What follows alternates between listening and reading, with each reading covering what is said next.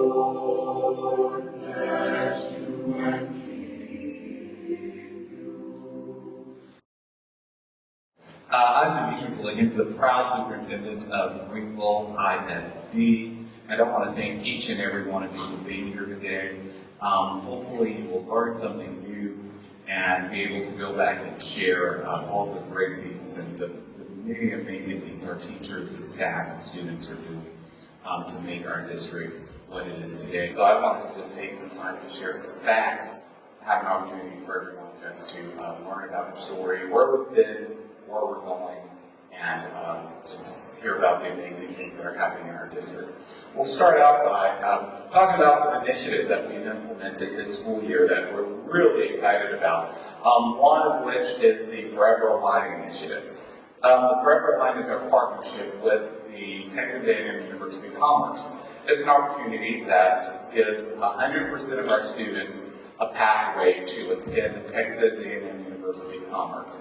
This was something that when I initially came in as superintendent, I realized that we have so many students that were more than capable to do amazing things, and we have a university right in our backyard, literally, that a lot of students were not going to for a variety of reasons. Some were choosing it, and some were not choosing it because it was so close to us. And so we met with the university president, with two of their staff members, and I was bold enough to say I want 100% of my kids to be able to come to your school. And so what can we do about that? And we were in negotiations for a few months and ultimately came up with a plan that 100% of our kids, should they so choose, have a pathway to where they can attend a four-year university, and that four-year university can be Texas A&M University of Commerce. So we're really excited about that, and it starts with this year's seniors, actually. So there's opportunity, there's partnerships where they're getting free admissions to games throughout the year, they're taking field trips and a variety of things in order to prepare them and to make that the first choice of any GISD graduate. Additionally, we have Growing Up Bilingual. This is something that started this year as well. This is an opportunity for our students it started with this year's kindergarten students. This is something unique in the fact that this was done a few years ago. My understanding was it was done at that time. It was an entire elementary grade level, and did not necessarily go as well as had been planned, because it had started with students that had not been bilingual throughout their careers, throughout their academic career. This year it starts with kindergarten students as they matriculate through the system. So we have a set of native English-speaking students and a set of native Spanish-speaking students that work together in kindergarten. They learn from each other and they learn both languages, and as they matriculate throughout the system, they will learn content in both English and in Spanish. It's been a very popular program. In fact, there was a waiting list for students to actually be involved, and so parents are really excited about that as well. And then we also have our STEM, which is our science, technology, engineering, and math program. This is another great program that we partner with a lot of our community in order to make sure that this is an initiative that is implemented throughout our curriculum. Many people think that it is an elementary program only, although we do have an elementary STEM school. It is a program that actually goes K-12. And there's an opportunity for students who have a mindset that is STEM-oriented, students that are predisposed or very interested in science and math and the engineering process and technology. And basically what it is a project-based program that allows opportunities for students to learn through the engineering process, using the design process, and it also allows for multiple answers and referrals, and it refrains failure into its part of learning. So kids learn to understand that every time you try something doesn't necessarily mean it's going to be successful the first time, but that's part of the learning process in general. Another great initiative is our Career and Technical Education Program. CTE is what it's commonly referred to as. And we currently have over 73 offerings in CTE courses that children can take before they graduate. Some misconception about this is that these are for kids that aren't going to necessarily go to college.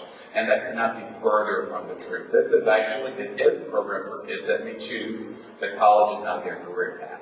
If that is the choice that a student makes, they can very well go through and get an industry recognized certification while still in high school and graduate high school and go into their career. And in many instances, make a whole lot more money and have a much better career than they could with a 4-year degree, depending on the field that they so choose. But you also have opportunities for students to get industry certification and go on to college and continue their degree, or continue their education, whether that be a 4-year degree or whether that be an associate's degree.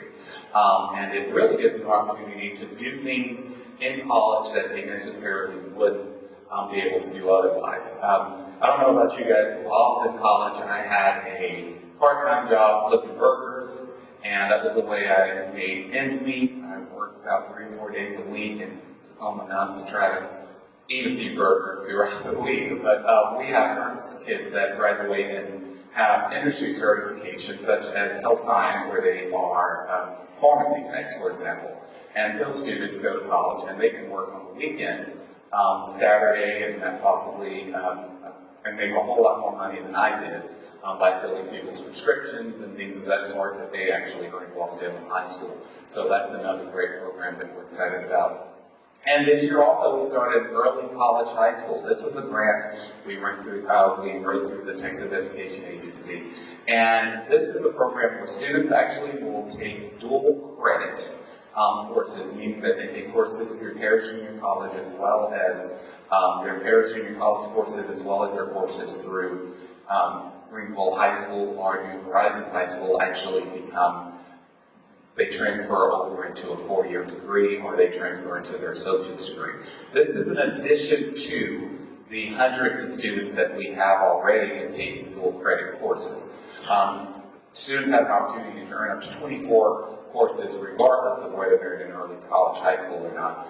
This is where these particular students that applied for this program actually will receive an associate's degree before they actually graduate high school. This is the first class of freshmen in each year. There will be a new group of freshmen that are joined, that add to this cohort, and then they will continue on throughout their career in order to graduate with an associate's degree. It's also a partnership with IFI. The degree is actually, the associate's degree is in engineering. So we're really excited about that, and that was a very competitive thing. And the unique thing about this is not our brightest and greatest and our kids with the highest GPA that scored the highest. These are kids that are at risk of not going to college, whether they're first generation because their parents have not attended college, they're on free reduced lunch. So these are kids that, if you look at statistics, they necessarily would not be your kids that would automatically go to college, and so it's geared towards them. And this past year, we're really excited to announce that academically, we scored, for the first time ever in the state of Texas, they released letter grades for each district. And there's many things about the letter grades I don't agree with. I don't think they necessarily can test what the entire child does, as we saw, the amazing talent that our students have. None of that's tested in this, but it is tested through our standardized testing. And that's the game we play with the state of Texas. And so we're proud that we earned a letter grade of a B this school year, which is extremely exciting for us. We, as you look across the state of Texas at demographics that look like Greenville, Texas, with the diversity that exists in Greenville ISD, it is rare that a district that looks like us receive a B. And so we're really excited that, although there's many flawed things about that system, we're really excited that we are competitive and we're team, and our students are learning from amazing teachers that have led them to that great effort. Another thing I want to talk about really quickly, and I want to take a few moments to discuss this because I think it's important.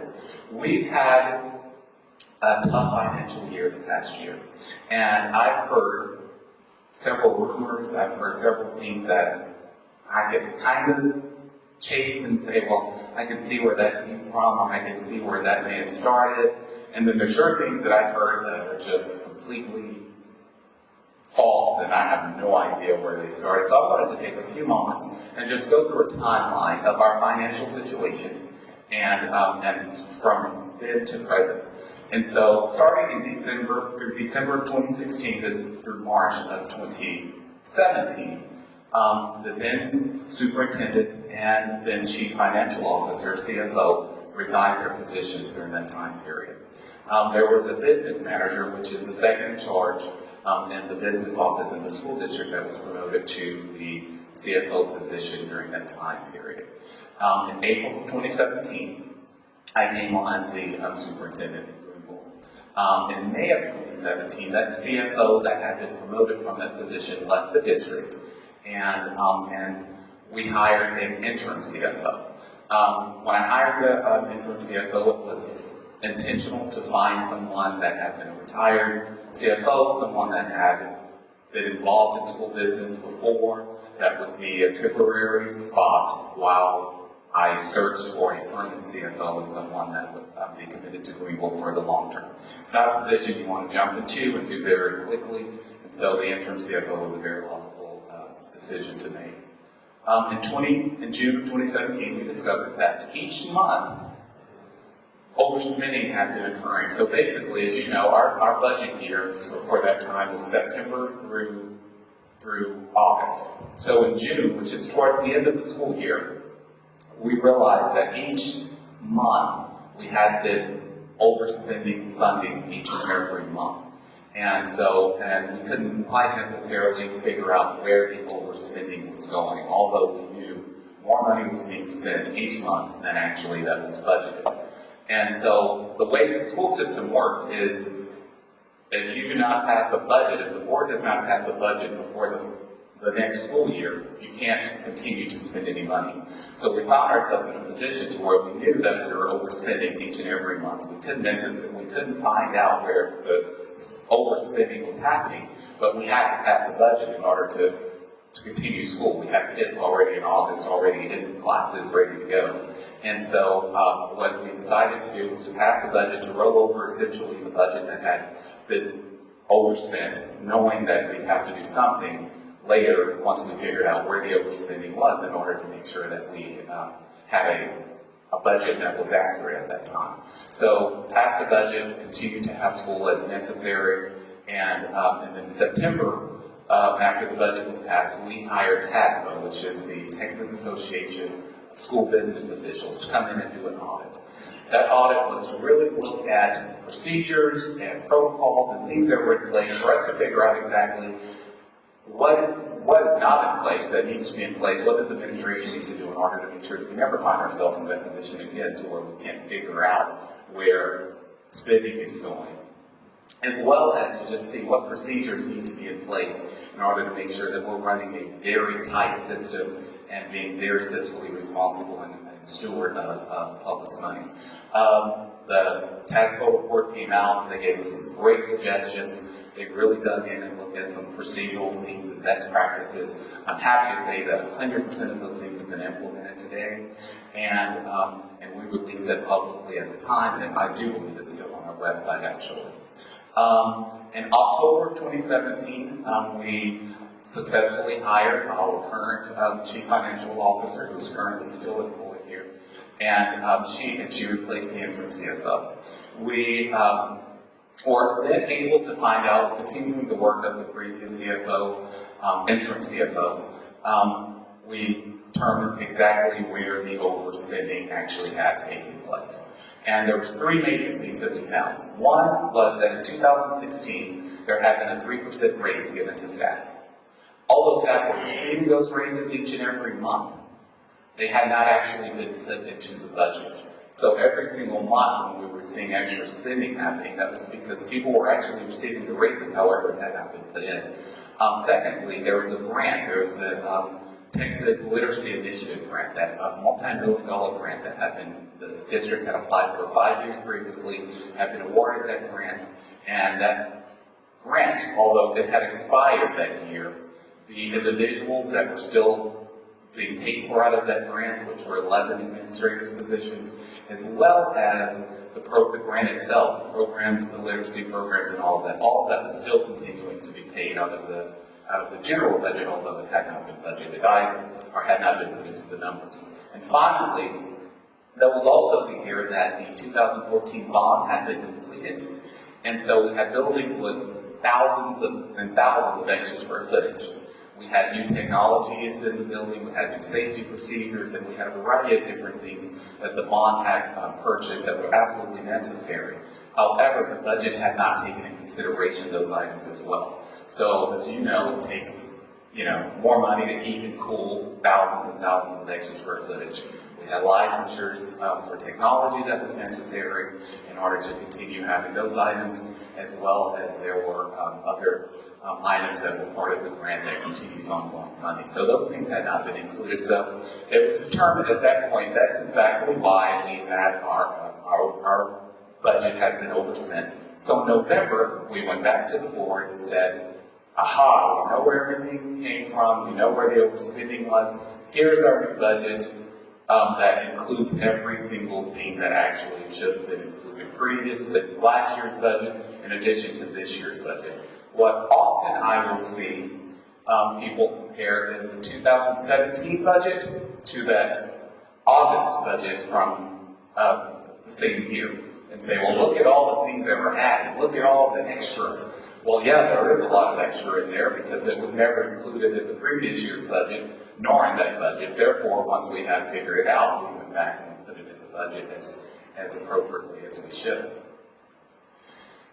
In January of 2018, each single week, every year in the state of Texas, it's required by law that schools have outside auditors come in and audit their books and see what's happening with spending and whatnot. We had our audit in January of 2018, and the auditor confirmed, sure enough, what had been found was exactly the reason the budget had been overspent. It was those three major items.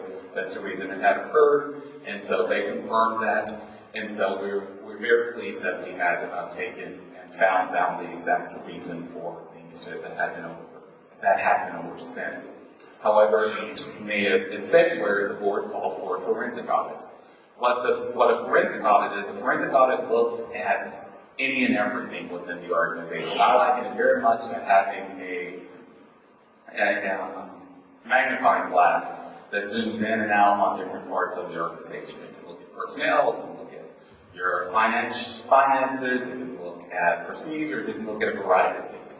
So we had a forensic audit that lasted from February through April. In April, the forensic audit completed, and there were two major findings from the forensic audit. One of the findings was concerns with the actions of previous administration, and the second finding that they found was the management of the bond funds. And the management of the bond funds, I want to take a few minutes and talk about that, because the headline was Greenville GISD is using $54 million. Let me explain to you how the $54 million number came about. As any of you've ever built a home, usually you hire Greenville GISD, we do not, specialize in education, not building. So we hired a contractor, an architect that designed the buildings and had everything designed, and then a contractor that actually does the building. That contractor obviously works with subcontractors and a variety of things. So the auditor basically came and asked for receipting for all of the buildings, all of the things that had been built, and all of the things that now existed in the district as a result of the bond. $54 million of which had gone to that particular contractor in order to do that. But the contractor did not have all the receipts that were necessary, that they could not produce every single receipt of all the buildings and all of the things that had been built in Greenville.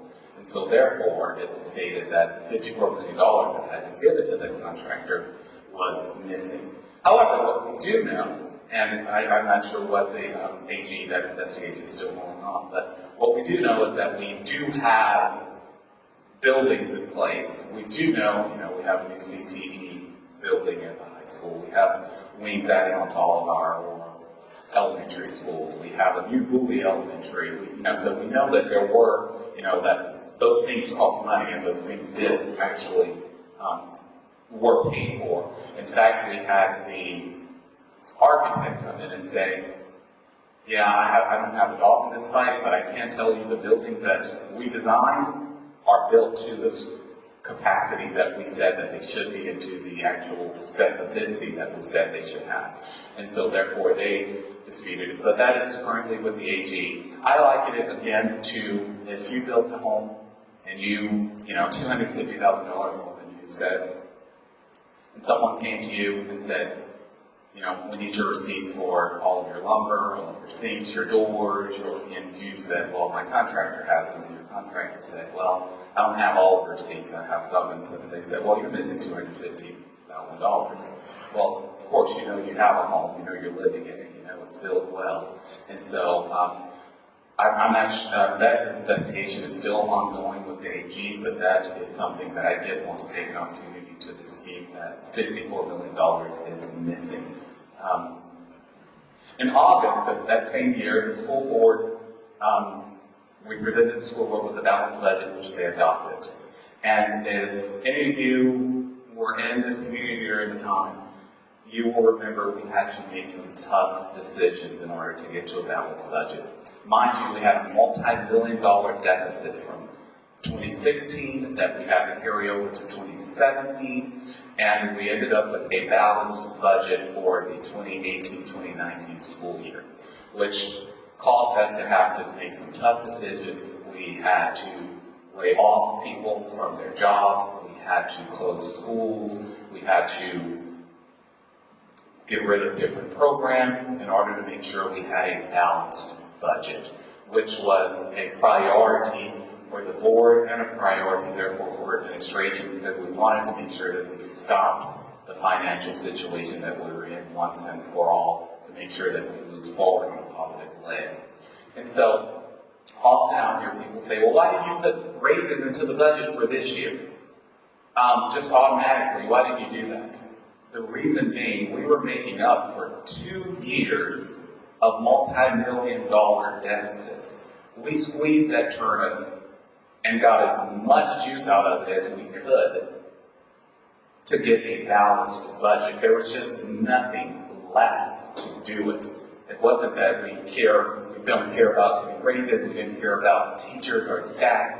It was just an impossibility unless we did even more cutting, which would ultimately have hurt student success and hurt our district as a whole. Or if we wanted to adopt another deficit budget, which was really not an option for anyone. So also during that same year, and during that same month, a few months ago, the board called for a TRE, which is a tax ratification election. Tax ratification election is a restructuring of the budget in order to take advantage of state funding.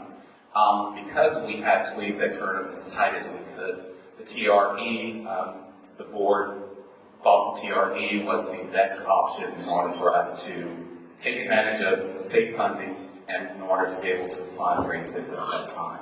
And in November of 2018, of course, is the election. Also, I want to take some time to talk about some facts and just give some information. These are, and you can't really see it very well, but these are the tax rates of many of our neighboring districts. And it goes from the very top, from Royce City, to McKinney, to Terrell, Commerce, Mesquite, Garland, Caddo Mills, Rockwall, Lawrenceville, and Greenville. As you will notice, Greenville ISD is at the bottom of that list. We're often compared to Royce City a lot, and I think mostly because we're similar in size and close in proximity. But as you will notice, Royce City has the highest tax rate that a school district can impose upon its citizens. So it's very unfair when we're often compared to Royce City and say, well, Royce City can do this, and Royce City's doing that, and Royce City also collects millions of extra dollars from their voters and from their tax base than Greenville ISD does. And so as you'll see, that's just across the board. We're at the very bottom of that list. But however, as you will notice, the beginning teacher salaries for those same school districts. And so although we are the lowest taxed, we're not the lowest in beginning teacher salary, which tells me a couple of things. First of all, it tells me that we do more with less. And secondly, it tells me that our board values teachers' salaries and making sure that we pay our teachers well. Unfortunately, we can only work with the money that we actually receive. Our enrollment has been very steady. We're at a very comfortable pace, we've been increasing from 2016, and that's a graph for that. However, our maintenance and operations budget, this is the budget where this is the budget where everything that we pay for, whether it be raises, whether it be a leaky roof, whether it be school supplies and science equipment, comes out of this budget. With this tax rate, this $1.04 tax rate. That tax rate has remained the same for over 10 years. So you'll see our attendance have been going up. As you know, it's costs a lot more now to educate a child than it did 10 years ago, simply based off of the quality of education. And 10 years ago, I believe we were transitioning from TOS to TAX. Now we're on to STAR, which is a much more rigorous assessment, which means teachers are having to teach a lot more in a lot more rigorous manner. But in Greenville, Texas, we still have the exact same tax rate that we've had for over 10 years. The IMS, which is an interest in sinking tax rate, that's an additional tax rate. This is a tax rate that pays off our debt services. This rate, actually, since the bond was passed in 2014, you will notice each year as it's paid off, that tax rate continues to go down. And so the board has proven and has shown that as the debt is paid off, so does the tax rate go down. So we're really excited about that.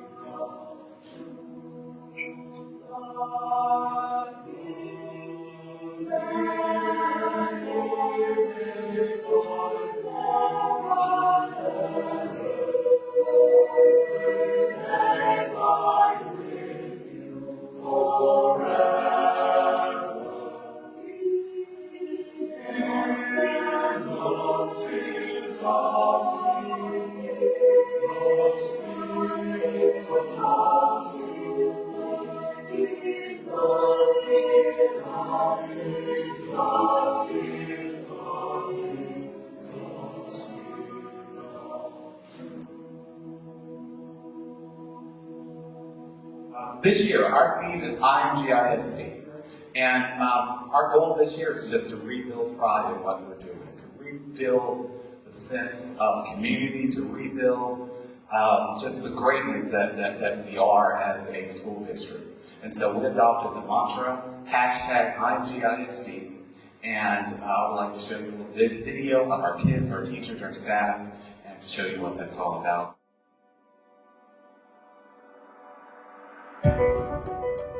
Think for a minute about everything that makes up Greenville ISD. It's a lot to imagine in an organization that's growing, adapting, and improving. There are the students who come to school every day, ready for a challenge. I am a future doctor, and I am GISD. I'm a future engineer, and I am GISD. I'm starting college early. I am kindergarten ready. I want to be a vet. I am a future airman. I am nice to my friend. I am a proud cadet, and I am GISD. There are the athletic programs that inspire us to push our bodies and our minds to be better, faster, and stronger. I am a lifelong coach. I am GISD. I am an athlete. I am a lady lion, and I am GISD.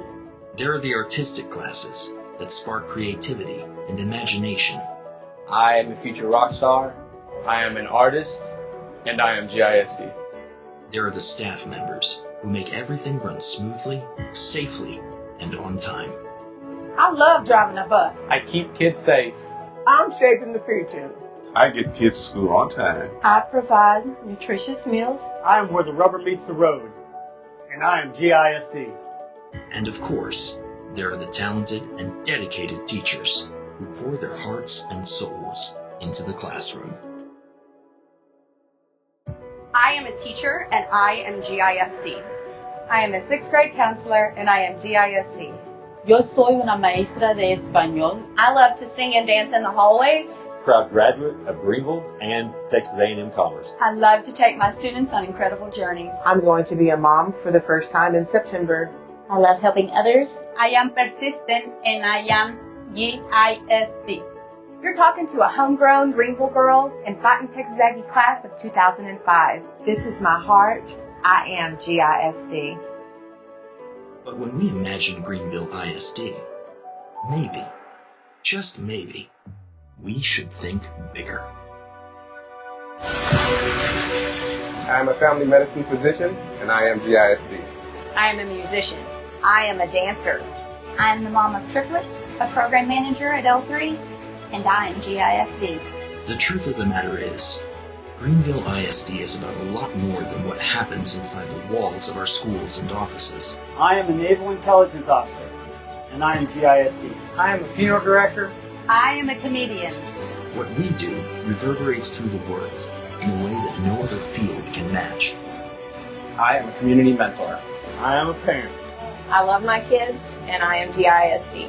So when you think of GISD, yes, think of the great teaching that happens every day in our classrooms. Think of our award-winning programs. Think of the amazing things we're doing here and now. But even more importantly, think of what that means for years down the road. I'm an offensive tackle for the Green Bay Packers, and I am GISD. You make a difference in the lives of young people, and those young people make a difference for generations to come. It all starts with you.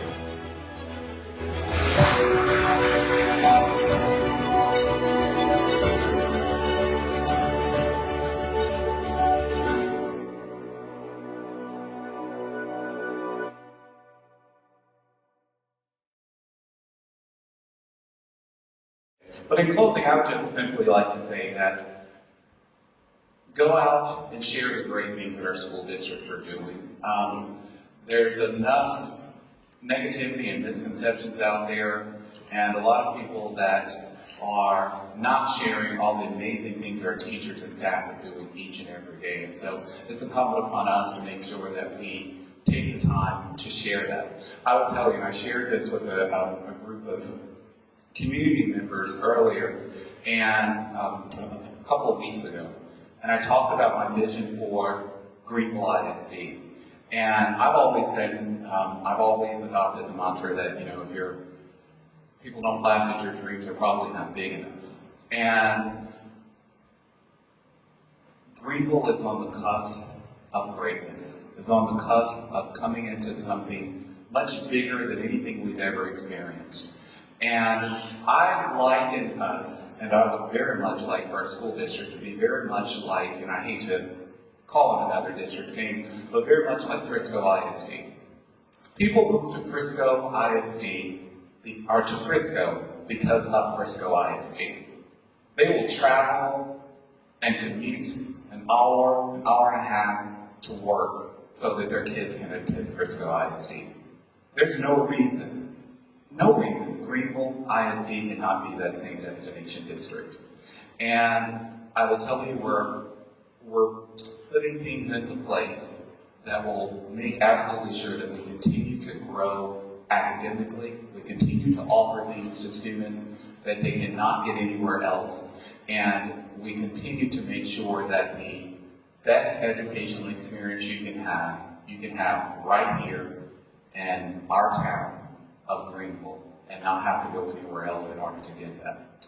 That takes leadership, that takes courageous leadership, that takes making tough decisions, that takes doing things that you don't necessarily want to do but absolutely need to do. And so that being said, I just want to thank the school board again for their courageous leadership. This is a group of volunteers that no matter what decision they make, someone's going to have a problem with it. And yet they still come in and they make a decision that they know are best for our kids. They have 100% of the information and they make the best decisions, and they can always share why they're having to make the decisions they're having to make.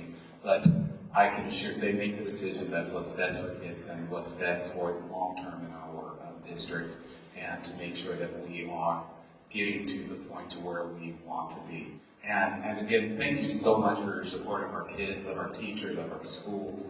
I'm excited about what's to come. I'm excited about what is. And I can assure you that if you have a child, a grandchild, a niece or nephew in Greenville ISD, we're doing our best to take great care of them and to make absolutely sure that they leave and have every opportunity that someone else would have in any other part of Texas would have, if not more. Again, thank you for your time. I am available should you have any questions afterwards, but thank you for coming. Welcome back to Juice 34. I'm your host, Christopher Manuel. We're here with Byron Taylor, the president of the Greenville Chamber. How you doing, Byron? Good morning. So tell us about this great event, how it came together. Well, back in the summer, the GISD State of the District came about with the executive order deciding that because the school district is so large that we needed to give them the floor to talk about all the great things that go into such a large district. Okay.